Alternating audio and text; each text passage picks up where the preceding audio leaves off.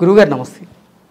గురుగారు, శ్రీకృష్ణ భగవానునికి 16,000 మంది రాణులు ఉన్నారు అంటారు. దాని గురించి మీరేం చెప్తారు? శ్రీకృష్ణుడికి 16,108 మంది భార్యలు. అయితే దీని విషయం గురించి కొన్ని ప్రస్తావన చేస్తాను. 8 మంది భార్యలు కృష్ణుడికి ముందే ఉన్నారు. స్వామి వివాహం చేసుకున్నారనమాట. ఒక అసురుడు ఉన్నారు, నరకాసురుడు ఆయన పేరు అనమాట.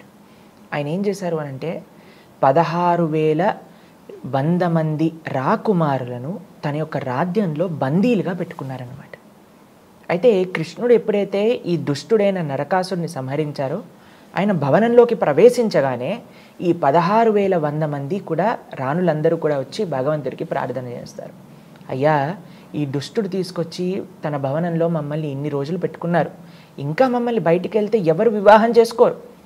కానీ వాళ్ళు ఎప్పుడైతే కృష్ణుని చూశారనుకోండి, అందరికీ కూడా ఆ భక్తి భావన చేత మీరే మాకు పతి అవ్వాలి అని ప్రార్థన చేశారనమాట కృష్ణుడిని. అయితే భగవంతుడండి ఎంతమంది యొక్క కోరికలైనా తీర్చేయగలిగే శక్తి ఉన్నారు ఆయనకి. ఇప్పుడు చూడండి, వెంకటేశ్వర స్వామి దగ్గరికి ప్రతి నిత్యం ఎన్ని వేల మంది భక్తులు వెళ్తున్నారండి. అందరినీ కూడా ఆయన కృప చేస్తున్నారు, అందరినీ కటాక్షిస్తున్నారు కదా. అది స్వామి యొక్క సామర్థ్యం. ఎందుకంటే ఆయన సాక్షాత్తుగా భగవంతుడు కాబట్టి. సరే, అందరూ కూడా ప్రార్థన చేశారు, కృష్ణ మాకు నువ్వు కావాలి. అందరినీ వివాహం చేసేసుకున్నారు. అందరినీ వివాహం చేసేసుకున్నాక ఈ ప్రపంచంలో అండి చాలామంది చెప్తారు, ప్రభుజీ మాకు మీ ఆశ్రమానికి వచ్చేయాలని ఉంది ప్రభుజీ అని. అంటే వెంటనే మీకు పెళ్ళయిందా అండి అని అడుగుతాం. అయిందండి, అందుకే ఈ కోరికలన్నీ వస్తున్నాయి అని చెప్తానమాట నేను.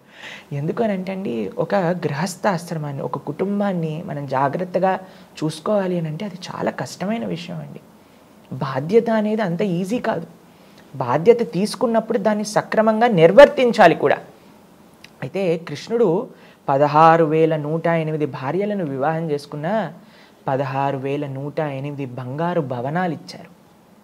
మీకు ఇంకొక విశేషం చెప్పనా అండి, 16,108 స్వరూపాలతో కృష్ణుడు ప్రతి ఒక్క రాణి దగ్గర ఉండేవారనమాట. అంతేకాని ఒకరోజు ఒక రాణి దగ్గర, ఇంకో రోజు ఇంకో రాణి దగ్గర కాదు. 16,108 స్వరూపాలతో ఒకటే సమయంలో అందరి దగ్గర ఉండేవారనమాట. నారదుడు ఒకసారి ద్వారకకు వచ్చి అసలు కృష్ణుడు ఏం చేస్తున్నాడు అని చూసేసరికి ఒక భవనంలో రుక్మిణితో మాట్లాడుతున్నారు, ఇంకో భవనంతో సత్యభామతో చెస్ ఆడుతున్నారు, ఇంకో భవనంలో సంధ్యావందనం చేస్తున్నారు, ఇంకో భవనంలో పేదవాళ్ళకి దానం ఇస్తున్నారు, ఇంకో భవనంలో ఉద్ధవుడితో మాట్లాడుతున్నారు, ఇంకో భవనంలో బ్రాహ్మణులకి చక్కగా సేవ చేస్తూ ఉన్నారు, ఇంకో భవనంలో చూసేసరికి బ్రహ్మాండంగా ఆరాధన చేసుకుంటూ ఉన్నారు, ఇంకో భవనంలో ధ్యానం చేస్తూ ఉన్నారు. 16,108 భవనాలలో ఒకసారి స్వామి ఉండగలుగుతారు. అలా ఈ ప్రపంచంలో ఎవరైనా ఉండగలుగుతారా అండి? నేను మీతో షూటింగ్ చేస్తూ పై స్టూడియోలో షూటింగ్ చేస్తూ కింద స్టూడియోలో షూటింగ్ చేస్తూ ఒకసారి చేయగలుగుతామా? సాధ్యం కాని పని. అది జీవుడు, అది భగవంతుడు అన్నమాట. కాబట్టి భగవంతుని ప్రశ్నిస్తారు చాలామంది, ఎందుకు కృష్ణుడు ఇంతమంది వివాహాలు చేసుకున్నారు? ఎందుకంటే ఆయనకు ఆ సామర్థ్యం, ఆయనకు ఆ శక్తి, ఆయనకు ఆ తత్వం ఉంది కాబట్టి. కృష్ణుడిని అందరూ కూడా ఏమంటారో తెలుసా అండి, 16,108 వివాహాలు చేసుకున్నారు, ఎంత అన్యాయం ఇది అని అంటారు. కానీ మేమెందుకు చేసుకోకూడదు అని కూడా కొంతమంది అడుగుతారండి ఈ ప్రపంచంలో. వాళ్ళకి ఆన్సర్ ఏంటో తెలుసా? మీరు ఫస్ట్ గోవర్ధనాన్ని ఎత్తండి, ఫస్ట్ కాళీయుడిని దమన చేయండి, పూతనను సంహరించండి. ఒకసారి బృందావనంలో మొత్తం ఆ ఫారెస్ట్ మొత్తం కూడా అగ్ని పడుతుందన్నమాట. వెంటనే కృష్ణుడు అనేసి ఆ అగ్నిని మొత్తం కూడా లోపలికి తీసేసుకుంటాడు. 7 రోజులు 7 రాత్రులు అంత పెద్ద 21 కిలోమీటర్లు. ఇప్పుడు మనం గోవర్ధనాన్ని చూస్తే అటువంటి గోవర్ధనాన్ని ఎడమ చేతి చిటికని వేలు పైన ధరించారు. ఈ శక్తి ఎవరికి ఉందండి? మనం ఒక బాటిల్ని 7 నిమిషాలు పెట్టుకోలేము చేతి పైన. ఎంత లైట్ వస్తువు అయినా సరే మనకి అది జీవతత్వం అనమాట. మనకి శక్తి లేదు. భగవంతుడు విలక్షణమైన ఆ స్వరూపాన్ని, ఆయన యొక్క ఐశ్వర్యాన్ని చూపించగలిగిన శక్తి ఆయన దగ్గర ఉంది.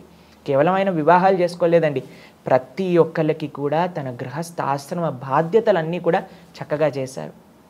ఇది భగవతత్వం. భగవంతుని మనం ఆశ్రయించాలే తప్ప భగవంతుణ్ణి అనుకరించకూడదు. మీకు నిజంగా భగవంతుని అనుకరించాలి అని అనుకుంటే రాముణ్ణి అనుకరించాలి.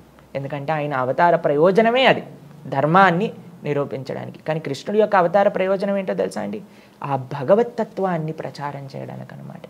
భగవంతుడి యొక్క ఐశ్వర్యాన్ని, భగవంతుడి యొక్క లీలలని, భగవంతుడి యొక్క శక్తిని చూపించేది కృష్ణ అవతారం.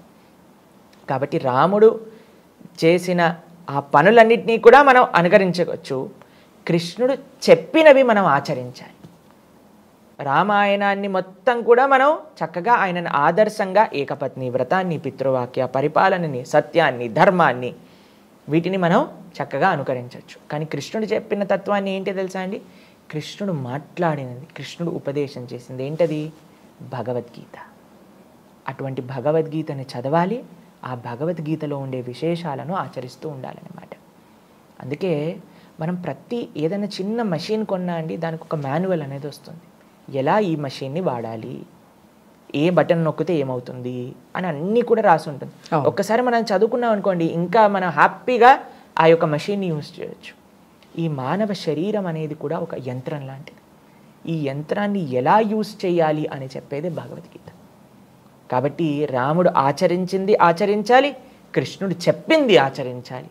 అదే భగవద్గీత. దాన్ని తప్పకుండా ప్రతి ఒక్కళ్ళు అధ్యయనం చేయాలి, జీవితంలో ఆచరించడానికి ప్రయత్నం చేయాలి. హరే కృష్ణ. ఓకే గురుగారు, ధన్యవాదాలు.